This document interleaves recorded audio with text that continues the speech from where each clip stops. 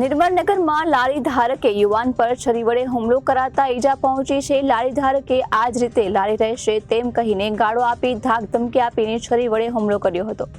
ભાવનગરના નિર્મળનગર વિસ્તારમાં રહેતા જયેશભાઈ બારૈયા રસ્તા પર નીકળતા ફ્રૂટની લારી નડતરરૂપ ઊભી હતી, જેથી તેને એક બાજુ મૂકવાનું કહેતા લારી ધારક ઉશ્કેરાઈ ગયો અને જયેશભાઈને ગાળો બોલી ધાક ધમકી આપીને છરી વડે હુમલો કરાતા જયેશભાઈને ઈજા પહોંચતા સારવાર માટે સરતી હોસ્પિટલમાં ખસેડવામાં આવ્યા હતા।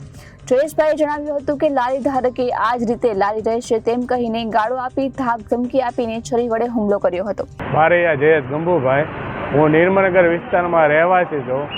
રોડ ઉપર નીકળતા ટ્રાફિકને અડચણ એક લારીવાળાને મેં ટપાડતા એ લારીવાળાએ મારી પર જીવ લેવાનો હુમલો કર્યો છરીથી, અને એ શખ્સની અવારનવાર ફરિયાદ છે।